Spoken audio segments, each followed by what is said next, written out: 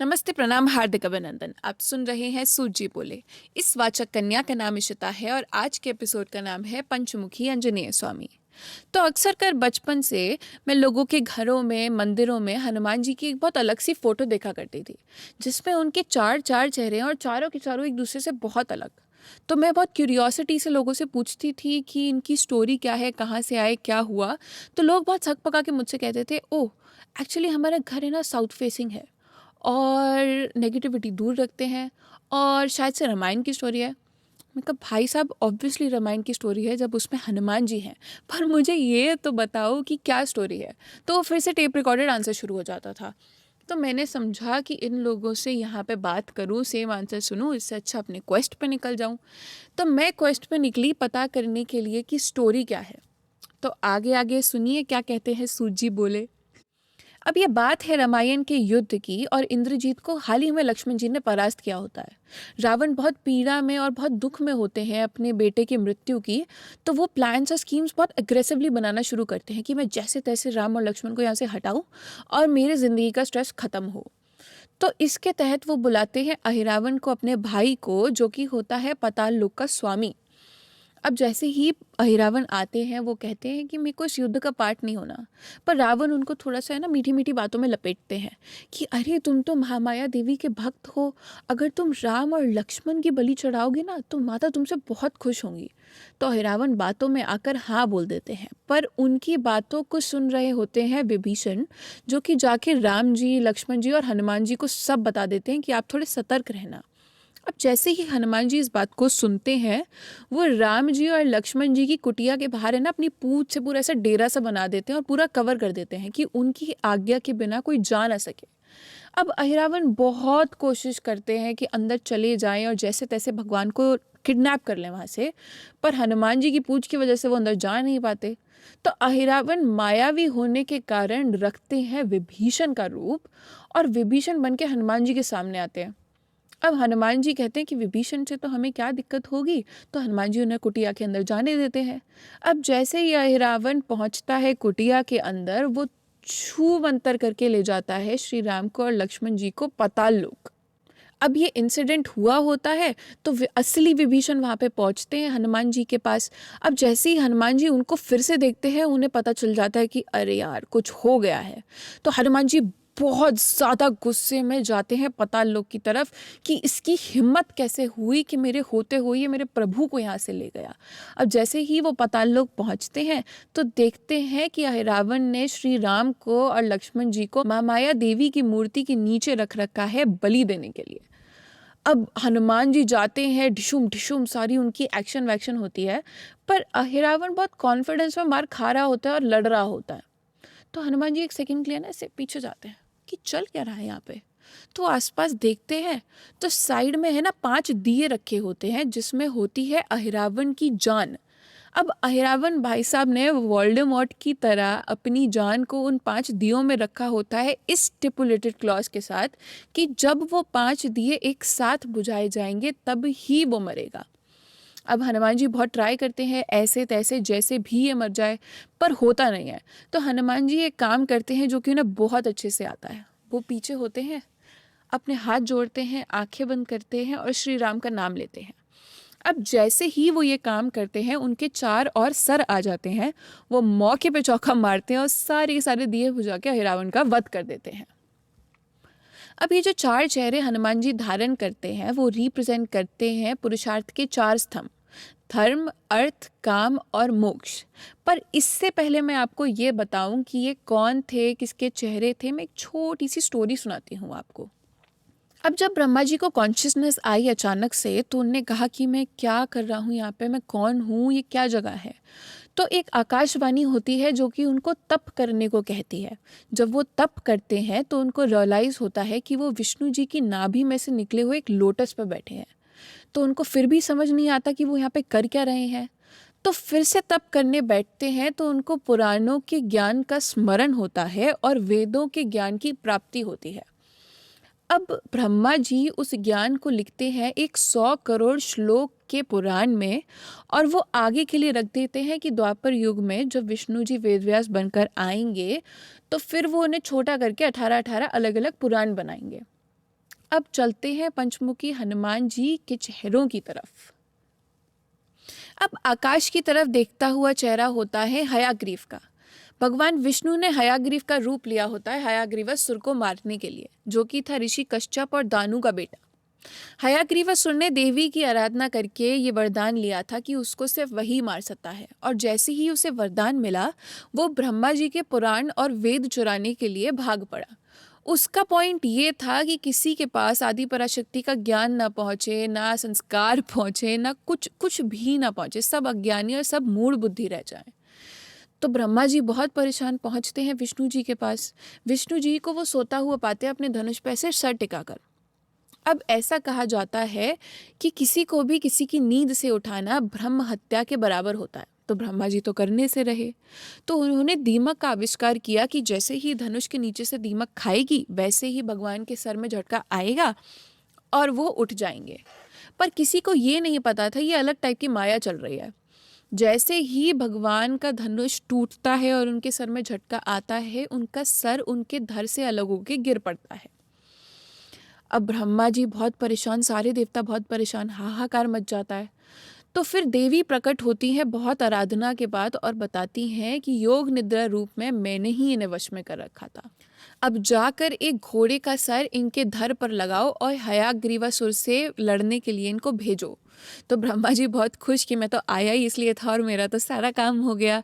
तो जैसे ही भगवान जाते हैं हयाग्रीवासुर को मारते हैं, वो पुरुषार्थ के चौथे स्तंभ मोक्ष को रिप्रेजेंट करते हैं। क्योंकि आप खुद सोचो कि जब तक आपको आदि पराशक्ति का ज्ञान नहीं होगा, जब तक आपको भगवान ये नहीं बताएंगे कि क्या करना है, किस रास्ते पे कैसे चलना है, तो आप मोक्ष कैसे प्राप्त कर सकते हो।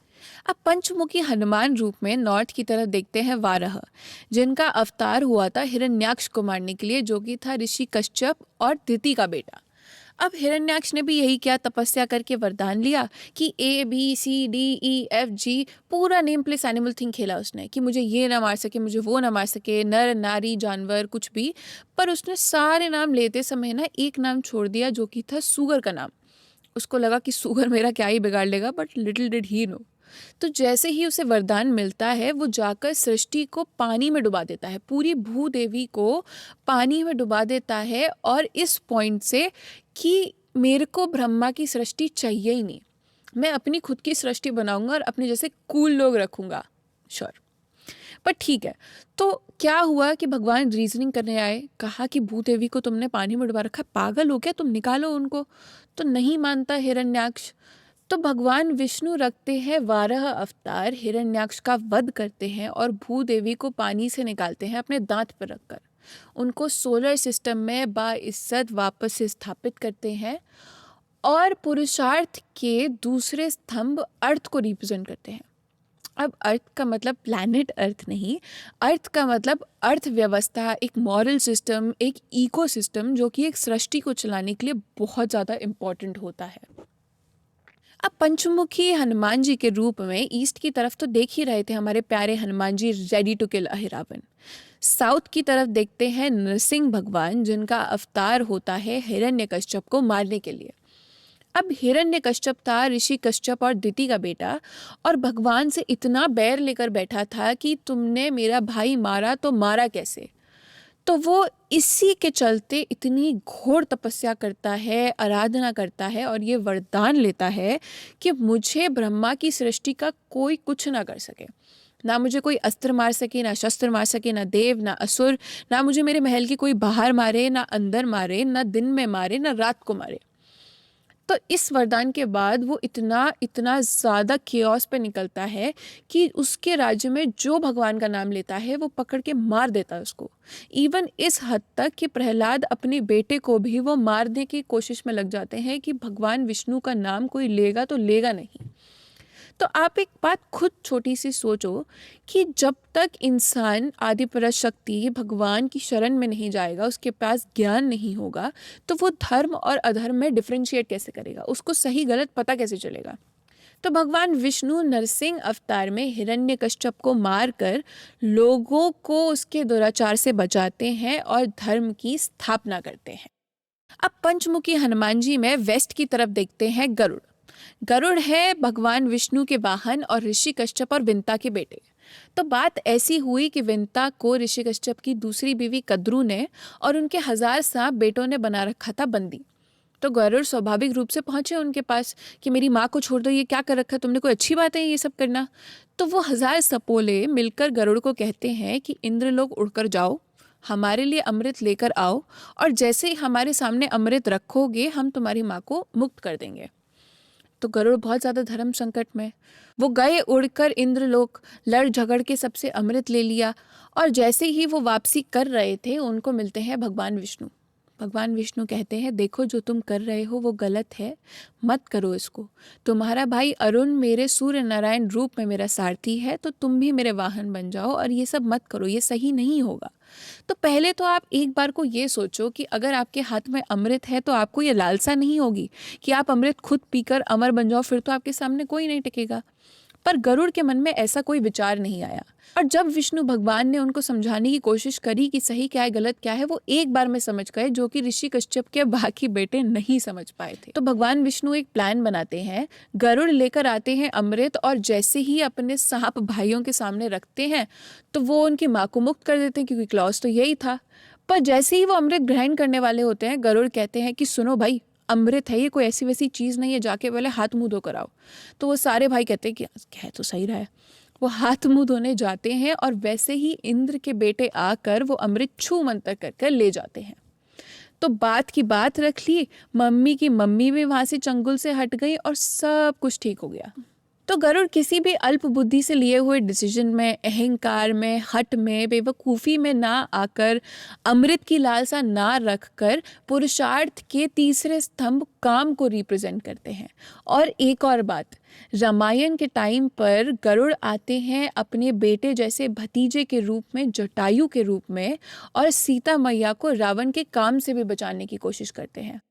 अब मैं आपको ये बताती हूँ कि मैं बार बार ऋषि कश्यप का नाम क्यों ले रही थी। अगर आपने रामायण पढ़ी हो तो आपको पता होगा कि ऋषि कश्यप और अदिति राजा दशरथ और कौशल्या के रूप में आते हैं और श्री राम उनके यहाँ जन्म लेते हैं।